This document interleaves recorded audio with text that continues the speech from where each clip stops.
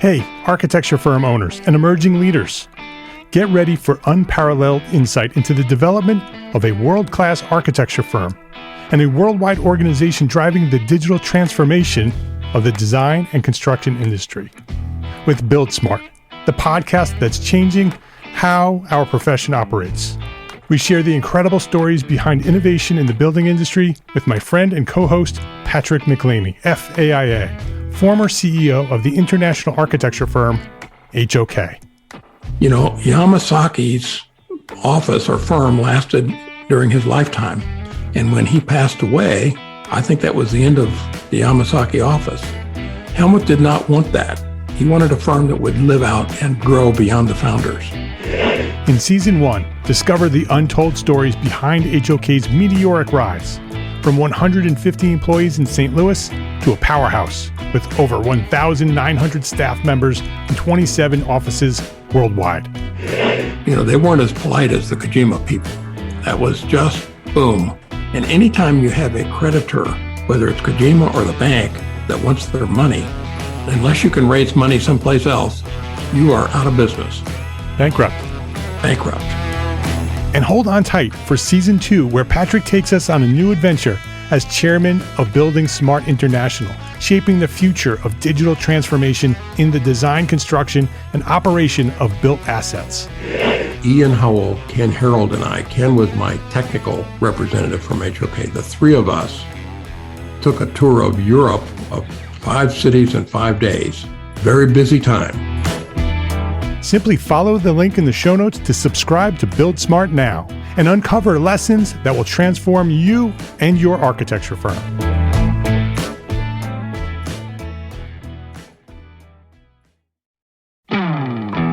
Hey, architecture firm owners and emerging leaders. Get ready for unparalleled insight into the development of a world-class architecture firm and a worldwide organization driving the digital transformation of the design and construction industry. With Build Smart, the podcast that's changing how our profession operates. We share the incredible stories behind innovation in the building industry with my friend and co-host, Patrick McLeamy, FAIA, former CEO of the international architecture firm, HOK. You know, Yamasaki's office or firm lasted during his lifetime. And when he passed away, I think that was the end of the Yamasaki office. Helmut did not want that. He wanted a firm that would live out and grow beyond the founders. In Season 1, discover the untold stories behind HOK's meteoric rise, from 150 employees in St. Louis to a powerhouse with over 1,900 staff members and 27 offices worldwide. You know, they weren't as polite as the Kojima people. That was just boom. And anytime you have a creditor, whether it's Kojima or the bank, that wants their money, unless you can raise money someplace else, you are out of business. Bankrupt. And hold on tight for Season 2, where Patrick takes us on a new adventure as chairman of Building Smart International, shaping the future of digital transformation in the design, construction, and operation of built assets.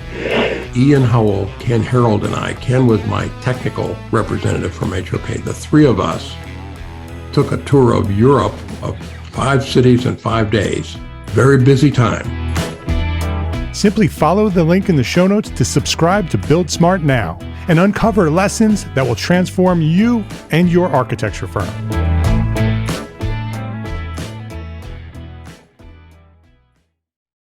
This is the Entrepreneur Architect Podcast, Episode 51.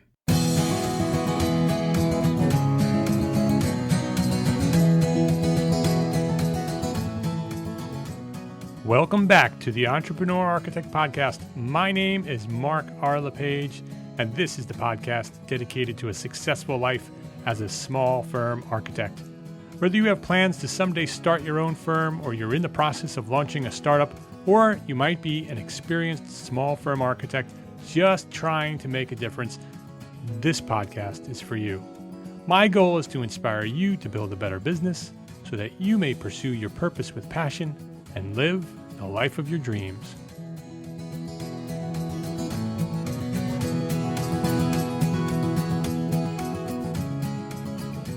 A few weeks back, I traveled to the west coast of the United States to attend the Equity by Design Symposium organized by a committee of AIA San Francisco called the Missing 32%. The event was well attended, and in fact, it was sold out, and it was very, very well produced. It was a day filled with thought-provoking seminars and workshops focused on the disparity between men and women in architecture. Today's guest on the Entrepreneur Architect podcast is the founder of the Missing 32% Committee, the chairman of the Equity by Design Symposium, and a rising star among leaders in our profession. She's been a guest on the show before, and in fact, she is the first two-time guest on the Entrepreneur Architect podcast. And I've invited her back to discuss the event and to share some of the very revealing results of the Equity by Design survey. Rosa Sheng, welcome to the Entrepreneur Architect podcast. Well, welcome back. Thanks, Mark. I appreciate it. And I'm also pleased to be the first two-timer on your show. Yeah. So, typically we do origin stories. So we're going to skip the origin story. If anybody wants to listen and hear about Rosa's interesting journey to become an architect, working with Boland Sawinski Jackson Architects and working directly with Steve Jobs on the original Apple stores, I encourage you to listen to episode 27, which was our first time we did this. Today, I want to talk about the symposium and Yes. really how are you recovering? The last time last time I saw you live, you were off to pick pumpkins with your kids. That's right. Well, we had an excellent time picking pumpkins, but the results or the aftermath of the symposium have just been truly amazing. I'm overwhelmed by all the positive response that we've been getting from that day. As you are a direct witness, we had 250 attendees. There was a wait list of over 50 people, and we had people writing essays trying to get in, reasons why they should be a part of it. And we really wanted to include everybody as much as we could, but at the same time, we had capacity issues. So I think, going forward and planning for future years, we'll take that into consideration of how popular the program was. Yeah, I want to congratulate you on the overwhelming success of the symposium, and to thank you for allowing me to participate in it. I was honored to be part of it. Yeah, we couldn't have done it without you and a lot of other volunteers. The amazing thing is we had a lot of our success was due to volunteers coming in, such as yourself. We had Neil Pan from ArchiSpeak, who will also be doing a podcast about different people's opinions about feedback about the symposium. And we had Stu Friedman, who was our keynote closing speaker, who wrote a book called Leading the Life You Want. We could talk about that a little bit later. But again, all volunteers coming and contributing to the cause. So we're really grateful for that. Yeah, it was a fantastic event. Could you, before we get into any of the details, could Sure. you give sort of a summary for people who haven't listened to the first episode and don't really know what Equity by Design is or the Missing 32%? Could you give a Yes. brief overview of what your mission is? Absolutely. So what started out as a question of why there are so few women leaders in the architecture profession kind of transformed itself into a mission of why are people leaving architecture, period. We've had anecdotal discussions. Prior to our survey, we did a survey in February, which a lot of people participated in, which resulted in 2,300 responses that kind of dug deep into questions where we categorized it as pinch points. If you visualize it as a life of an architect from graduation to your retirement of your career, what are the potential areas that would be hurdles for architects leaving the profession? And we'll go over some of the findings in more specifics, but I think in framing it this way, it's digestible and people get it, that through the stages of your career, there's potential challenges that cause people to leave architecture, and not just women, but men as well. So what can we do as a profession to retain the talent from going to other professions that may seem more lucrative, less challenging, if you will? And how do we, keep the knowledge intact? How do we empower the people that do stay to have the best optimum skill set that they can? So best practices for work-life flexibility, licensure, the importance of licensure, the power of negotiation, and the fact that architects are generally avoiders of negotiation. So we cover a lot of different topics, but the symposium itself came about because, one, we wanted to release the findings of the survey, and two, we wanted to bring it to the next level. So the theme of this symposium was knowledge, discussion, and action. So the knowledge part was disseminating the survey findings. The discussion part was having an active dialogue during the course of the symposium about these various pinch point topics. And then lastly, action, a call to action that this is in fact a movement. It's beyond just architecture. It's something that a lot of different professions are talking about. And if there's a challenge, if there's an issue, we all have a part to play in it, especially for equity. Equity is for everyone, which is one of the themes that we tried to emphasize. It's not just about women. If we really want the profession to be at its optimum, if we really want people to stay, if we want to have the quality of life improve for the people working in the profession and make a profit, that's not a bad thing. We have to work at it together. Yeah, that was one of the things that I picked up very quickly at the symposium, is that every issue that we discussed there was a universal issue.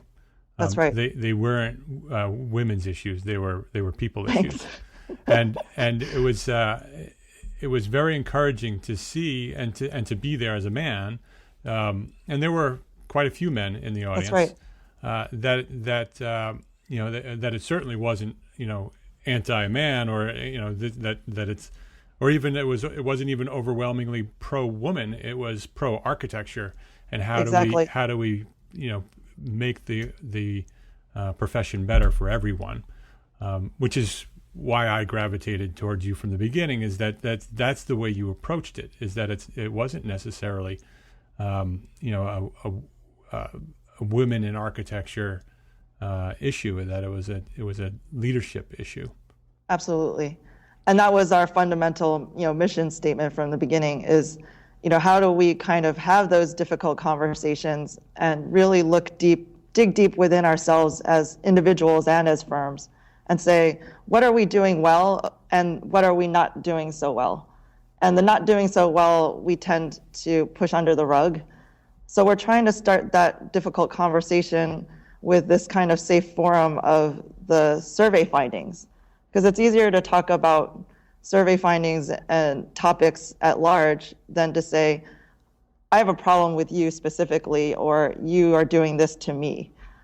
People get defensive when you bring up conversations that way. So I think this provides a safe mechanism to start those conversations and to say, well, are we as a firm, or am I as an individual having implicit bias? Am I, supporting and mentoring the interns in my firm as well as I can? Are we hiring and finding the right people and the right fit to come and work at our firms? So those are some broader questions, but I think we've had really good response on trying to get the survey out to people. You can go to the website of www.themissing32% spelled out, not the symbol.com, and you can look at the results in detail, and we do a summary report. We'll have a more detailed report planned out for the early part of 2015.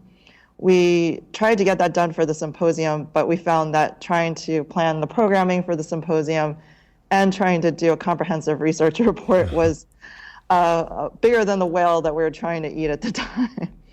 So we thought strategically that the best way to start the conversation was to get these really digestible infographics out, which are stunning to look at, but also are chock full of information for the person that doesn't really know much about the conversation to begin with. And then as people want to do the deep dive, excuse me, they can look at the report. We'll also have the background report, which was provided by the research team from Mills College.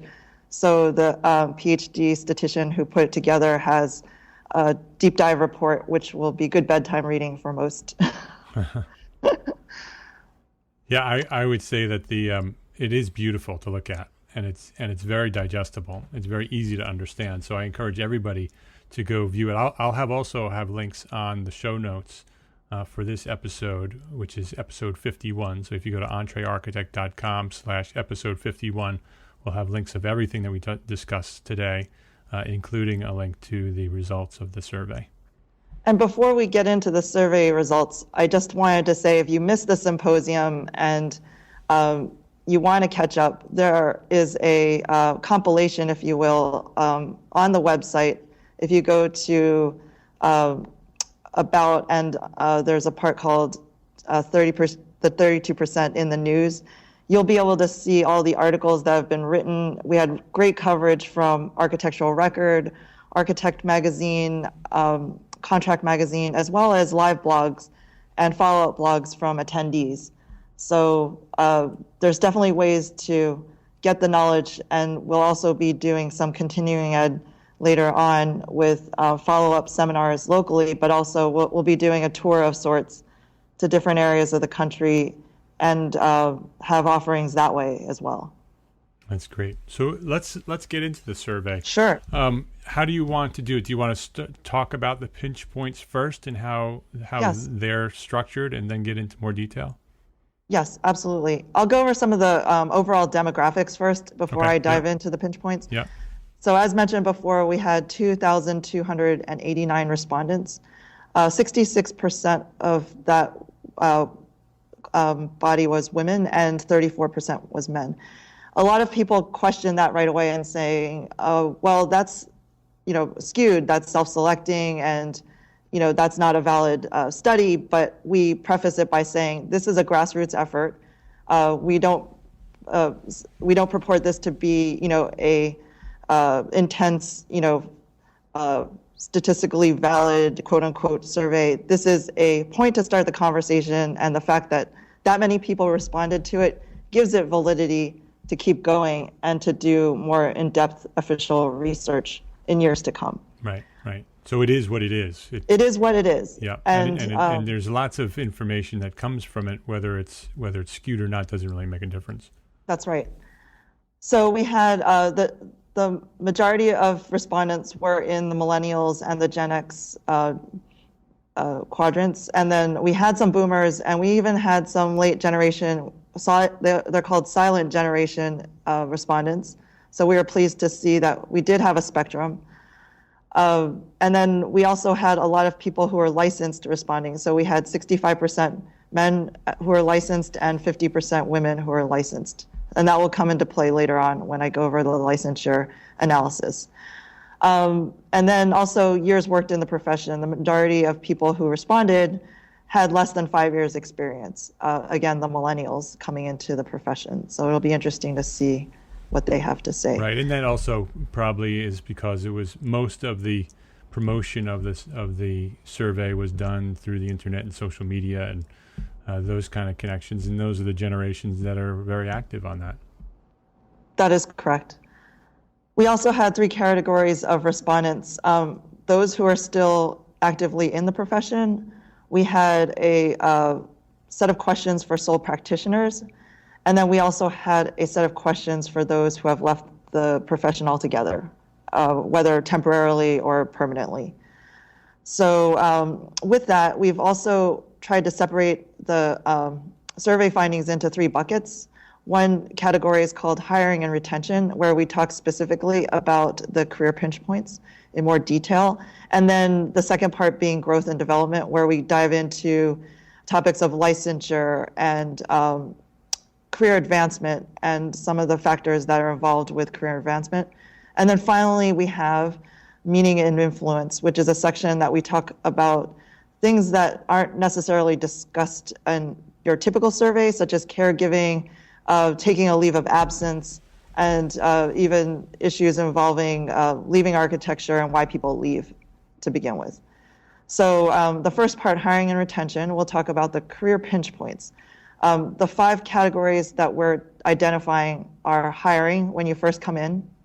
What are the challenges with even getting in the door or finding the right firm to start out with so that you aren't leaving because you're not feeling that you're connected or you're getting anything out of that particular job. And then paying your dues is the second pinch point, which is quote unquote the first 3 years of your professional career coming into it. And that's a time when we found most of the survey respondents actually left during those first 3 years. Those are the most critical years of whether or not people stay or in the profession or if people leave. Yeah, that was really surprising to me. Yes. That it was a pretty big number too, right? Yes. With how many, the percentage of how many people left, and when they left, they left within the first 3 years. So they go through school and they do all the things that they need to do to get into an architecture program, or to get into the profession. And within that first 3 years, they realize that this is not for them, or something else causes them to leave within the first 3 years. And then when you dive deeper, the reasons for leaving, some are known, the long work hours, the low pay, but the lack of engagement, that was something that was really resonant. The fact that they're just drafting or they're asked to do a lot of charrettes or fire drills, but they're not getting the connection, they're not getting the mentorship, they're not getting the meaning of, developing the career interests that they really want to investigate. So I think that's important to note for people that are in the hiring positions and mentorship positions to look out for that, to connect with people in those first 3 years, make that connection and really understand what the talent is capable of doing and what they're interested in doing. Let me see if I can go over any of the other interesting ones in the hiring and retention section before we move on. Oh, another one was the satisfaction question. So are you satisfied at work? We had 28% of women saying that they were completely satisfied and not looking for other jobs. And we had 41% of men saying that they were satisfied and not looking. For both aggregate, in a way, that's a stunning number in and of itself, that the majority of people working today in architecture are not completely satisfied. So that begs the question of, asking deeper questions of why they're not satisfied. We kind of analyzed the overall key factors that influence job satisfaction, and we found that the obvious one being, well, if you're a principal or if you attain, or if you're on that principal track, you are 30% more likely to be satisfied. The fact that your firm has a clear and effective promotion process was a 25% plus increase in satisfaction. And then the day-to-day work aligning with career goals, that was a plus 23% in satisfaction. So really paying attention to those things that people are saying about what would influence their satisfaction, I think, is important for firms and individuals going forward to be cognizant of that. Yeah, and it's not just about making money. That's right.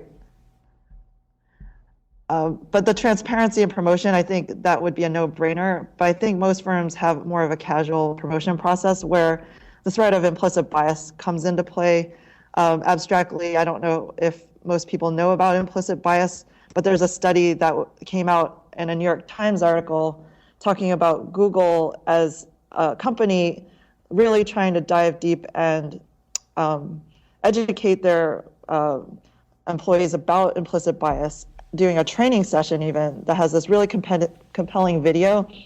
And there's actually a Harvard website called Project Implicit where you can go in and test yourself to see if you have bias. And everybody does. That's the answer. Even men and women have implicit bias. And it's actually something that's very primal within us for survival. But where it comes into evolution, we don't need it as much anymore, except in certain circumstances. But when it comes to play in the workplace, it prevents people from advancing into leadership positions, then it's a problem. And women have implicit bias against women. That was the other startling revelation. So that's something that we all have to work on, I think, as one of the key factors of pinch points. Again, you can go to the website for Project Implicit and find out more. Mm-hmm. And also the Google video is very informative. Sorry to go off on a tangent. We'll go back to pinch point number 3, which is licensure. And we found some really interesting facts about licensure. The majority of women that do stay in the profession past the 15-year mark are licensed. So that begs to question, we have to dig into that a little more. But it seems to say that if you can get past that hurdle, if you can get all your AREs taken and passed, and if you can get those IDP credits, which we're working in partnership with NCARB, and they're doing a lot on their own to make that process easier. There's actually an app now where you could track your IDP hours, and there's actually decreasing the required number of hours overall that you need to get. So there's a lot on their website about things that they're trying to do to overhaul the process. But I think when you're early on in the profession, it's kind of the blue sky mentality of, well, I don't really need my license, I'll get it later. And that's the trap where you say that and you say that. And then we've had so many anecdotes. We have so many people write in saying, I wish I had done it differently. If you talk to your 24-year-old self, what would you have told yourself? A lot of people say it would have been to get the licensure out of the way, just get it done right out of school while the momentum is fresh, while you don't have all these life events tugging at you and preventing you from doing the best that you can and projects getting in the way. That was something that was talked about heavily. Yeah. It takes a lot of discipline to get your license, to go through the process and take all those exams because of the way it's set up, where you can essentially take them whenever you want to, where originally, or not originally, but prior to the computer exam, it was given one date per year, and if you didn't take it, you'd have to wait an entire year. And so there was more incentive to get ready and hit that deadline, whereas today, those deadlines are self-imposed. Although NCARB has recently brought in the rolling clock that does sort of create that deadline that you have to get them all done within a certain amount of time. But it takes a lot of self-discipline to set those dates and hit those goals and get all of the exams completed within a certain amount of time. Absolutely. And then one of the breakout sessions that we had, I don't know if you attended that one or not, was about innovating licensure, creating a value proposition for licensure beyond just you have to take it or you have to have it. Looking deeply into the firm culture, are they getting reimbursed for the exams? That was one of the top rated benefits on the survey for licensure. And even just getting acknowledged. When you do pass, what happens? Do you get a slight salary increase? Do you get noticed in your firm newsletter, et cetera? Do the principals take you out to lunch? I mean, these are all small things, but they all add up to making people feel that it is a culturally important thing to do, and that it's validated. Yeah, there could be a title distinction as well. That even Right. if they're the same position, if it's a project manager, there could be a distinction between an unlicensed project manager and a licensed project manager. So there's a title distinction. Absolutely. And there's also a value proposition for firms. You could bill the newly licensed staff person at a higher rate, and there's less liability involved when you have more licensed architects. Your insurance premium goes down. So a lot to be learned there. Let's see, what else do we have here? So going back to the pinch points, we talk about caregiving being one of the major pinch points that's not talked about very much. Whether it's caregiving of younger ones for being parents, or whether it's caregiving for yourselves or your spouses, or elderly parents, which is a problem that's coming up and becoming more prevalent, that you need time off to be able to do these things. Sometimes you need to take a leave. You need to take more than just 1 or 2 sick days to do that. And how does that affect your career trajectory? We found that in a parent's analysis of caregiving situations, that the majority of people who are employing third-party caregivers are women, 38%, in order to stay relevant in the profession. They're not, the part-timers are there, but primarily they see that it's not working. You're kind of trying to do both, but you're not recognized as being there in the game. And then on the other side of the equation, anecdotally, the women don't feel like they're being recognized, or at home, that they're doing their best job that they can. As far as the impact of caregiving on salary, that was the most fascinating thing of all. So across the board, if you look at mean salary by caregiving situation, we kind of look at each of the different situations, whether there's a shared duty, where there's an equal division of labor for caregiving, if the spouse is the primary caregiver, or if the worker is the primary caregiver. In each situation, women are making less than their male counterparts.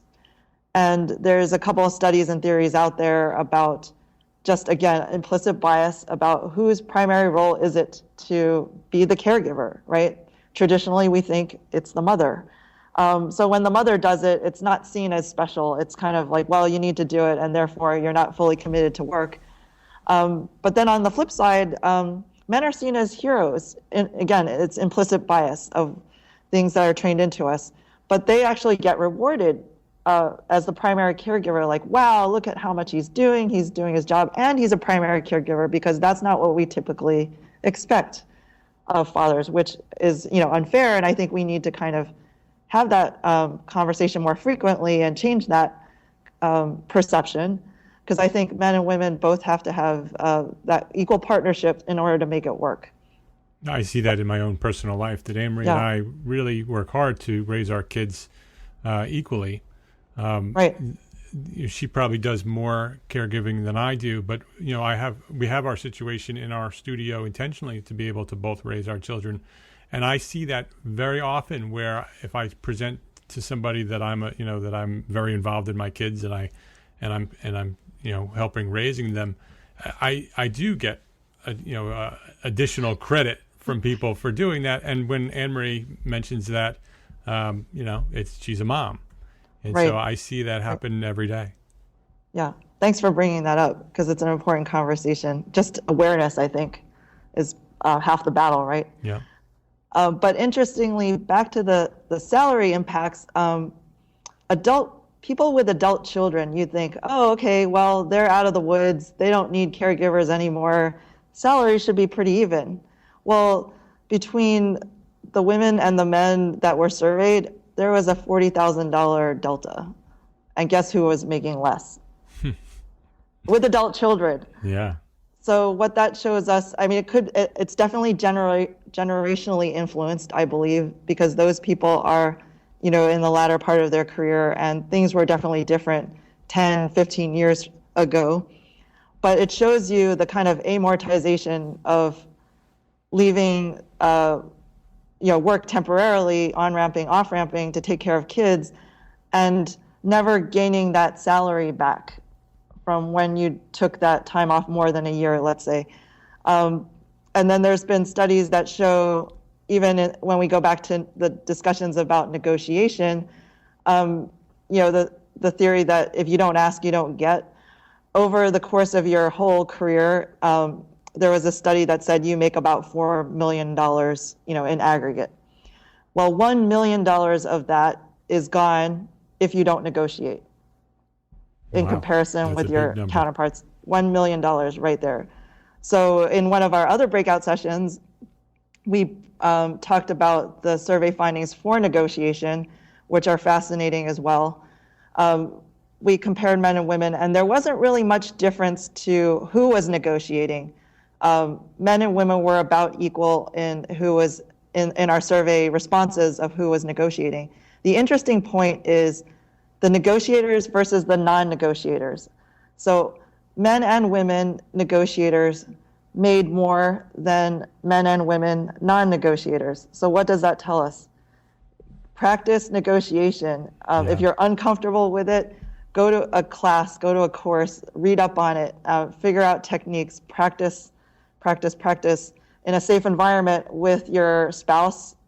We joked around about negotiating at the farmer's market, for your corn or whatever the situation is. You need to negotiate throughout your life, but it's even more important in your professional career. That additional services fee, that contract that you're slashing your fees for, that's going to affect everybody down the line later on, your employees, your own salary, and learning to kind of know your own worth as an architect and to create a value proposition and stick by it is something that we tried to hit home, in that breakout session. Yeah, that's a really important topic and one that continuously comes up here at Entrepreneur Architect about knowing your worth and getting paid for what you're worth. So that one hit home here for sure. So moving right along, there's so much information here. There's firm leadership, and I'll kind of interplay that with the average salary by years of experience.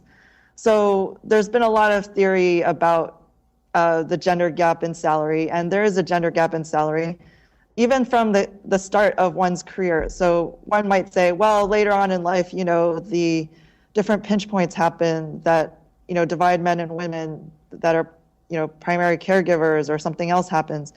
But even at the start of their career, there is a $4,000 delta between the survey respondents of men and women and the salaries they make, which hypothetically, if you're coming out of school and you have the same degree, you have 0 years of experience, you should be making the same amount of money. So the $4,000 difference is interesting and warrants, more study. But then when we get to year 10, 15, through the rest of one's career, that divide increases exponentially. So we're seeing, delta between $10,000 and $15,000 in that hurdle area where we cover, the licensure divide, whether or not you're licensed or not, and then the caregiving situation, and then ultimately who gets promoted to firm leadership. So a direct corollary is looking at who gets promoted and who advances. We did a survey question about what position you have in the firm. So up until the point of 10 to 15 years, there's a trajectory where women have actually slightly more titles and leadership positions than men of the respondents. And then when you get to that 10 to 15 year mark, it shifts where men have about 10 to 15% delta over women in their firm leadership roles. When you look at the principal question, are you a principal in your practice? That, again, that 10 to 15 year mark is where you have to see this graphic on the website, but there is almost double the amount of difference. Let's say it's 25 to 40% difference between the amount of men that get to be principals versus the amount of women that are principals. So that's something that we really have to work on. Yeah. And there's been a lot of debate of, is it confidence? Are women lacking confidence? And versus, no, it's a systematic thing. It's the perception, the implicit bias. Or is it something even deeper? There was a TED Talk that I'll send you the link to by a woman named Susan Colatono that talks about the missing 33%, but has nothing to do with our name. She categorizes the missing 33% theory as what women need to lead. So something that never gets talked about as women are career coached is she defines it as business and financial acumen, and stressing that that is just as important as being perceived as a leader, and having the qualities of a leader, but actually the performance and valuing the bottom line, valuing bringing in the fee, growing the business. All those things are downplayed, I think. And until she said that, it kind of was this light bulb of, oh my gosh, she's completely right. And that's men and women. Yeah. I mean, you're talking my language now, because it's, that's my whole mission, is to teach architects how to do that better. And right. So, I totally agree. I definitely want to see that video. So I'll send you the link. It's really, and there's a transcript with it that you could follow along as well. Okay, moving right along to meaning and influence. So these were, the bigger picture questions. Why are you an architect? How do you define success in your career? And that was one of our early kind of teaser findings that we released. What we found, which was really interesting for those that didn't see the teaser, are we had 16 answers. Your typical answers being salary commensurate with position, a successful project outcome, happy clients, being happy yourself. All those were important, but the ones that actually floated to the top of the list of what people thought were the primary drivers of success in their own careers, there are three that stood out. One was working with a positive, talented, and collaborative team. We're calling it working with the A team. And that held true mostly for people working in firms and outside of architecture, less so for sole practitioners, obviously, because they're primarily working by themselves. Working on significant projects with personal and professional significance to themselves. That was something that rang true across the three groups that we surveyed. And then finally, work-life flexibility. That was the highest of all three of those answers that were the top answers. And again, that was a shocker, something that we know to be true for ourselves, but hey, we didn't think that everybody else thought so, right? Yeah, right. And it comes to the debate about, as we advance in technology and we have all these toolkits and programs that help us do work in other places, the flip side of that is how to create those boundaries, right? While we have the flexibility to have an integrated flow of work and life together as a strength, we also have to know when to shut down and when to draw the line of when too much is too much, right?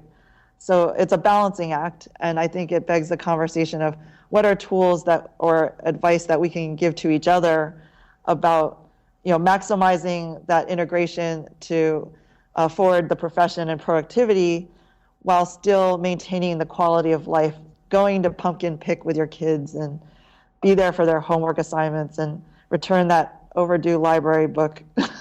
Right, exactly.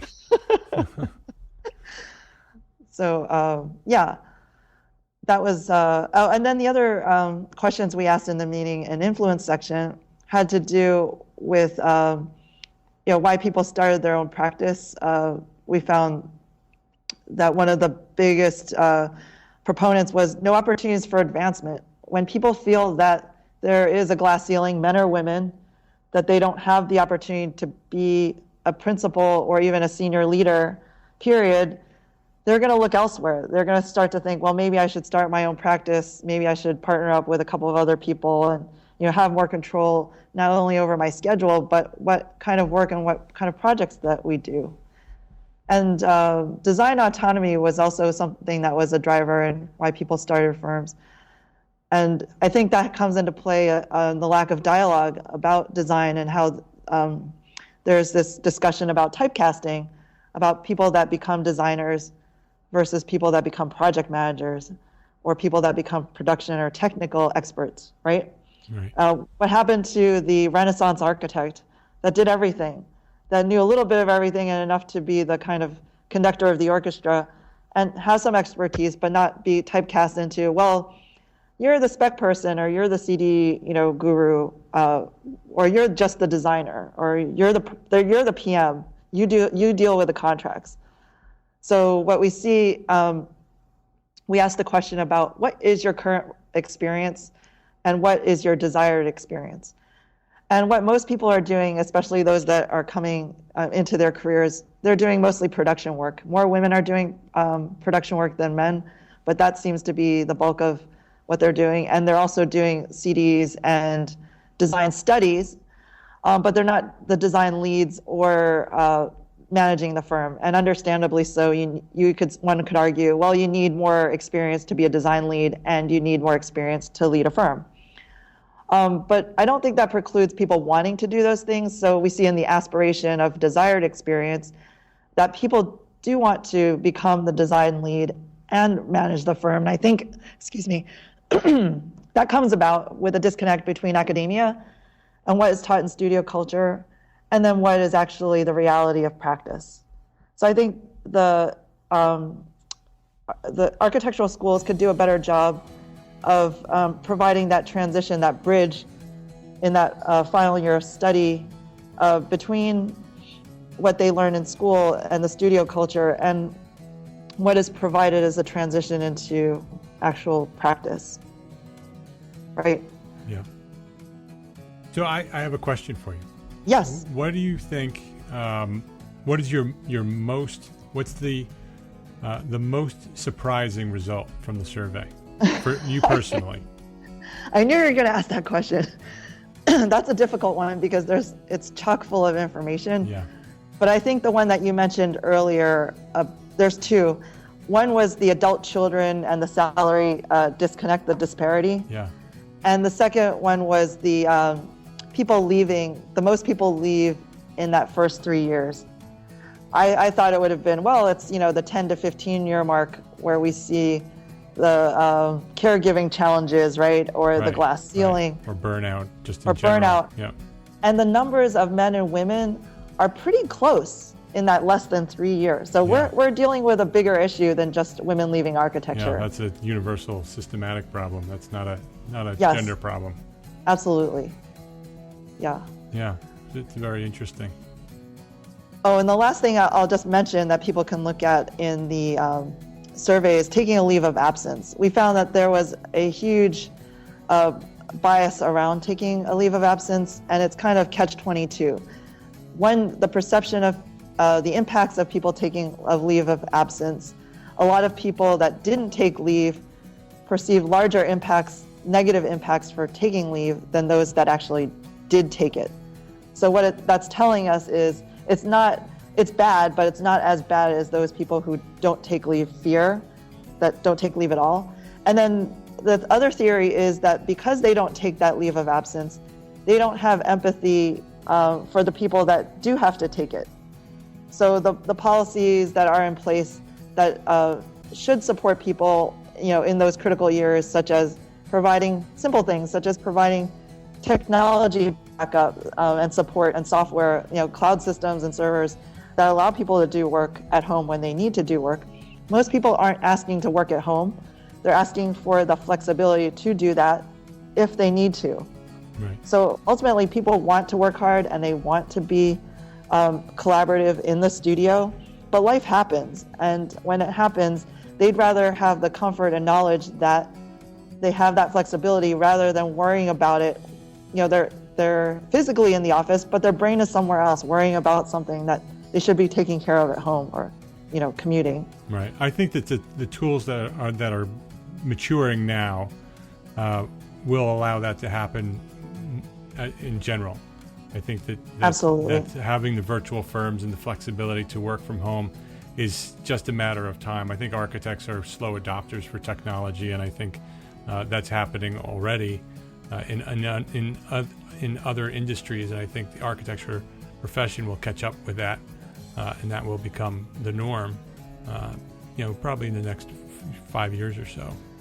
Definitely. So I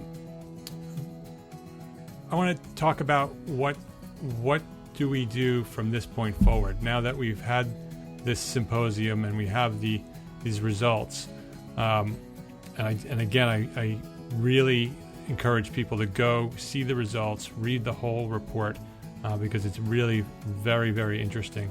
But what do people do now? What's the next step? Yes, the now what question. Right. Now we have all this great information. What do we do with it?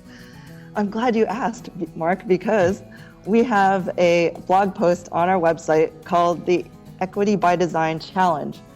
15 things you can do to jumpstart equity in architecture today. We've compiled this list, again, as a list of recommendations. You don't have to do everything. If you just pick 2, you would feel better about, moving things forward, becoming part of the movement. And everybody has, different schedules and different passions. But what we're asking people to do, by and large, is to talk to each other, to bring these discussions, things that we're thinking about, into the realm of discourse. Because half the battle is just understanding the points of view of the people that you work with and expressing your own points of view, whether it's satisfaction or dissatisfaction. But there's some more tactical things you could do. So if you, and we have a toolkit, if you will, and links. Something that was brought up at the symposium that was really fascinating is that Arup partnered with the Society of Women Engineers in creating what they call diversity and inclusion cards. So beyond just our own survey information, there is a toolkit, if you will, of a conversation starter. I don't know if you've ever been to a dinner party where you have like an icebreaker set of cards of questions that you ask each other. So this is kind of like that icebreaker set of cards, a conversation starter, where you can do it at a lunch and learn, or you can do a special seminar to talk about diversity and inclusion and what that means for your own practice. And they're well thought out, there's front and back, and they have survey findings that kind of, again, instigate that conversation on a wider level for the AEC community, which I think is great. You can start there's a bunch of things you could do. You can go to the different websites that we've mentioned, Archispeak, your own website, Mark, and the Business of Architecture being great resources for how to activate and become better architects, because I think beyond just the equity part, you're nothing unless you're showing your skill set and you're projecting your value as a proficient architect. So one is just to sharpen your own skills and to become somebody that's seen as a leader in the industry. And then you'll have a stronger voice in practicing what you preach and sharing what you know. Writing and blogging, I think that's something that's a huge challenge for architects. But it's something that if you don't practice and you don't try to do, you don't get good at it. Same with drawing or sketching. And I think having a voice in this day and age, in social media, on the internet, is really important for moving some of these discussions forward. And you have a great blog post as well as some others that we've linked to.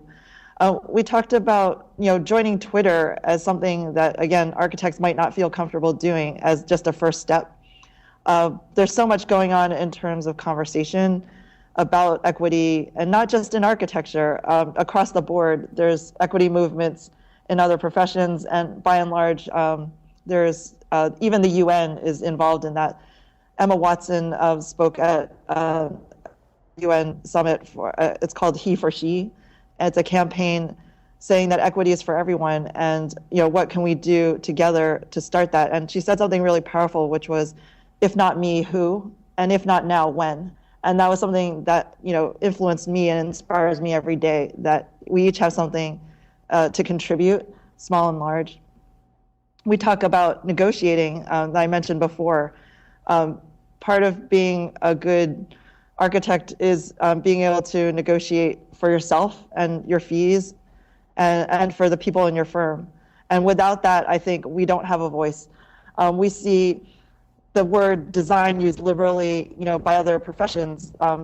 Business schools, in fact, are using design thinking, and they're marketing it, and they're making money off of it. And it's one of those discussions that we need to have a louder voice in and negotiate for ourselves. Like, well, why aren't we involved in marketing and branding our design thinking skills to other professions and becoming profitable at it?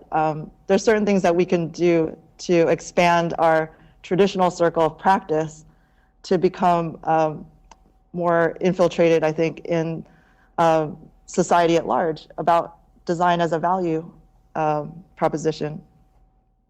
We talk about getting licensed and organizing an event. That's something that's a little harder to do. You probably need a little bit of support, a group of people. You could start with a lunch and learn in your own office. That's pretty easy. You could do a webinar on something that you feel passionately about being a tool for equity, whether it's software that allows you to do work virtually, or it's a practice strategy that your firm has, or a policy for leave and on-ramping and off-ramping. Share that with everybody. A lot of people just don't know. They're too busy. And you think, oh, everybody knows that. That's something that should be normal practice procedures. Well, half the battle is getting the information out there and having it shared. There's some really great resources from other countries, like Parlor, Equitable Practice Guides from Australia. They're kind of leading us in the way that they actually had a survey 2 years ago, and they've published a set of best practices that's available on their website, again, to everyone, not just architects. But it's a great resource for some of these equity challenges that we talk about, and how do you start, to make things fair across the board, or try to make things fair across the board. And then, so there's more and more, and you can read it on our website, and we'll follow up periodically with more ideas and brainstorms about being active in making equity happen. Well, it sounds like a good mission. It sounds like we're headed in the right direction. Will there be another event next year, or is it going to? What's the plan for the symposium? So that's the $1 million question. We are actually not going to have a symposium next year, but what we want to do is to have quarterly events for broader outreach. So we want to do a deep dive. I heard a lot of feedback about the symposium being a good tasting menu of sorts for the whale that we need to eat for equity. But people really wanted to get deeper into some of those issues that we just brushed upon. So we think that it's fair on an off year, if you will, of not having a symposium, to dive deeper into some of the research findings, to follow back with some of the survey respondents who said, yes, I would like to talk to you more in depth. So we will have anecdotal interviews with some of those people who agreed to that part of the survey, extended survey. And then we are going to be having these quarterly programs which talk about negotiation or licensure or whatever the topic is, that, again, has more frequent intervals and has more impact, because having it once a year isn't enough. And in a complementary way, the AIA Women's Leadership Summit has their biannual summit in the fall, and they're planning to have one in 2015 in Seattle. So we want to support them as well. We don't want conference fatigue.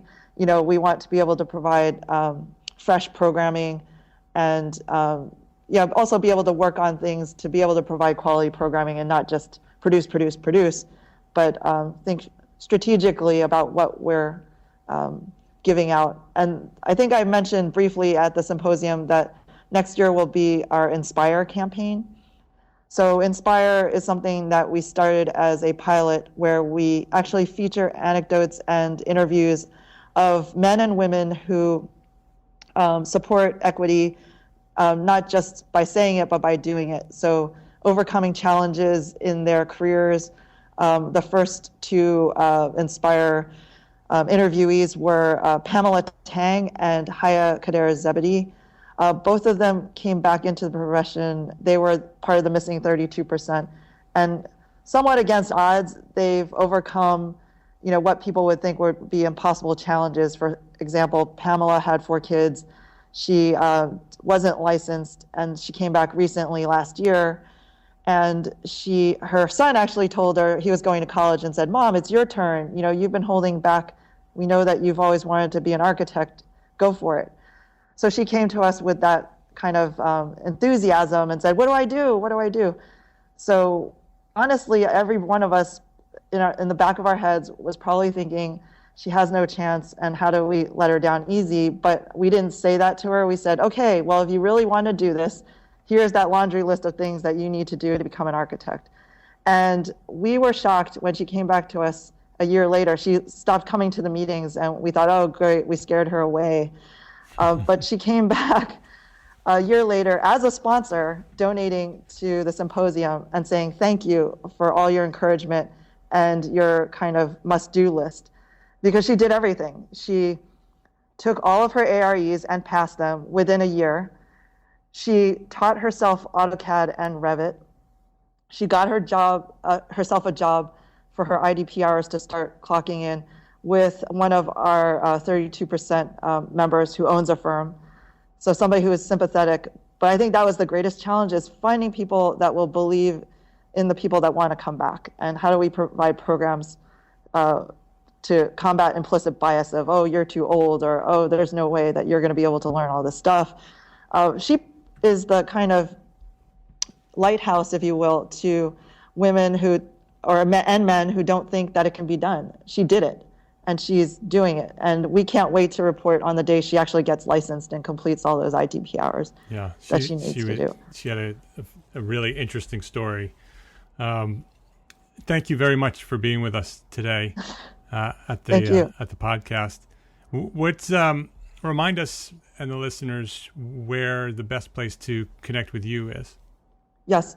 I would say if you go to the website for the missing32%.com, you can go to the contact part of the website, which is the far right corner, upper right corner, and you could fill out the form. I wish it was more personal than that, but there are so many people that are interested, and we do try to respond to everybody that contacts us.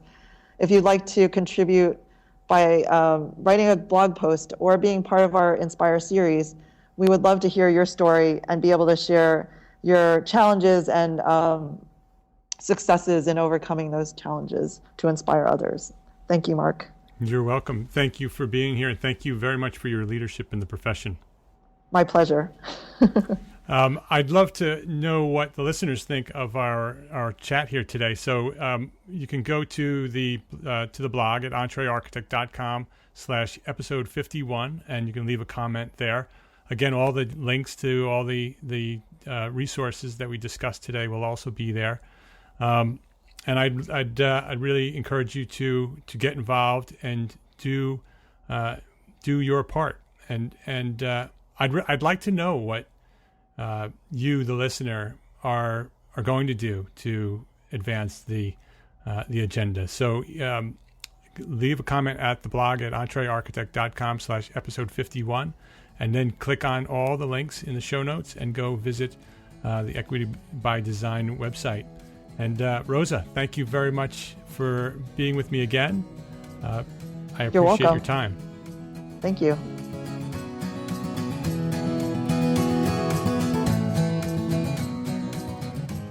This episode of the Entrepreneur Architect podcast was brought to you by Entrepreneur Architect Academy.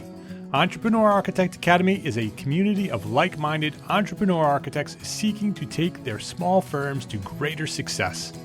Members benefit from having free access to all the products that we offer at Entrepreneur Architect now and into the future for as long as they're members. Those products are free. We also meet weekly on a private video conference where we discuss new topics of business, and we dive deep into building a successful small firm architecture studio. This is an opportunity to be part of a group of professionals who are determined to take their businesses, their lives, and their leadership to the next level. If you're interested in learning more about Entrepreneur Architect Academy, please visit entrearchitect.com/academy. And if you like this episode, please go to iTunes and leave me a review. This is how you may help me spread the word about Entrepreneur Architect and our mission to become an influential force in this profession. Go to entrearchitect.com/iTunes, or in iTunes, just search for Entrepreneur Architect. You'll find us there.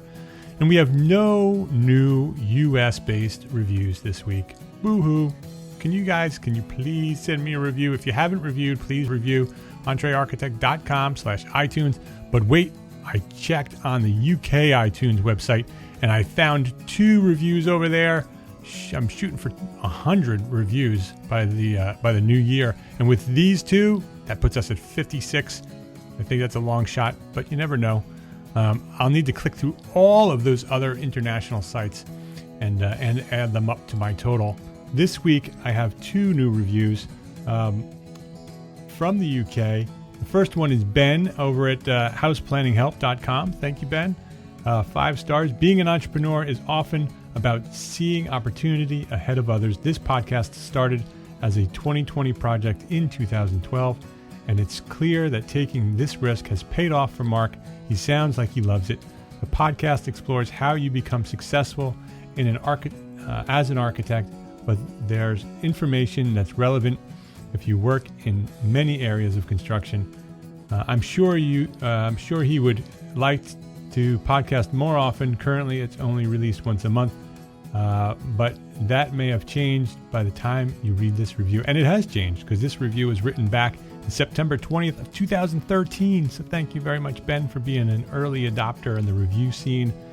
And Elrond Bureau, also October 18th, 2013. So this is over a year ago.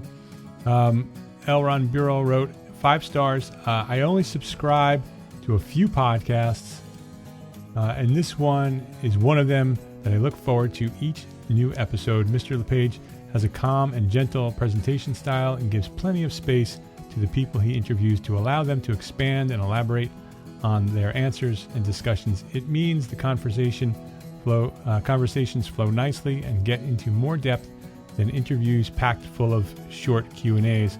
Although I'm not a business owner or solo architect in the U.S. and hardly do any residential work, I work for a medium-sized architectural practice in the UK. I always find aspects interesting, informative, and inspirational. Keep up the excellent work. So guys, thank you very much for those reviews. I didn't know they were there, and I wanted to just check the UK ratings and just see if anybody was there. And my friends Ben and Elrond, who now, over the past year, have actually become friends of the show. So I appreciate that, guys. Thank you very much for that. And I also want to thank the guys over at the ArchiSpeak podcast for their support of the show. We have sort of a friendly rivalry going on, competing for reviews, and they were kind enough to encourage their listeners to review my show. And so I'm throwing it back to them this week. If you haven't listened to the ArchiSpeak podcast, I think you should. It is a fantastic show, and they have it's very entertaining, and they have great topics. And while you're over there, leave them a review as well. We're all in this thing together. You know, the more architects who learn about what we're doing here at Entrepreneur Architect, or what the guys over at ArchiSpeak are doing, or Enoch Sears over at the Business of Architecture podcast, the better the whole profession will be if the more architects know what we're doing here on these podcasts. We're all on the same path, and we're all seeking to improve the profession and make this world a better place through architecture. So I encourage you to go listen to those podcasts, leave reviews for them, spread the word about what we're doing, and things are going to be all right. So that's a wrap for episode 51. Until next week, my name is Mark R. LePage, and I am an entrepreneur architect. Thank you very much for listening. Have a great week.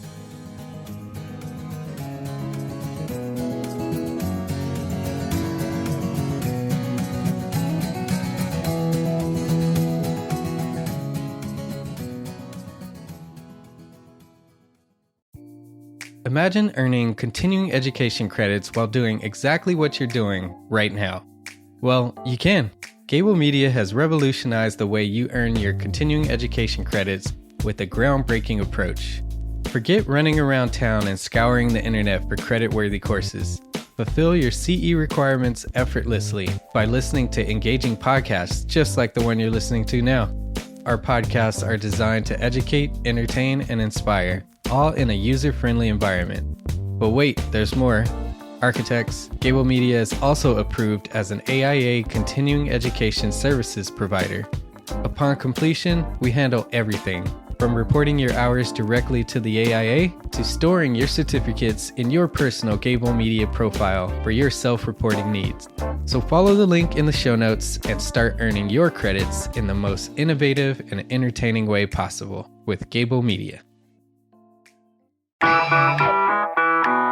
Attention architects and creative minds, get ready to supercharge your brand with Build Your Brand, the podcast that's unlocking the secrets of branding success for creatives. Hey there, it's Mark R. LePage, founder of Entre Architect, and I'm inviting you to join my friend, architect marketing expert Jeff Eccles at Build Your Brand podcast, where he explores the captivating stories of the world's top brands and transforms their lessons into powerful moves for small firm architects and creatives like you. In Season 1, Jeff shares the thrilling tale of Southwest Airlines, where he dissects their journey to the summit and distills it into strategies tailor-made for you. It's important to keep in mind that companies like Southwest compete in the real world, just like you, and face real-world challenges, just like you.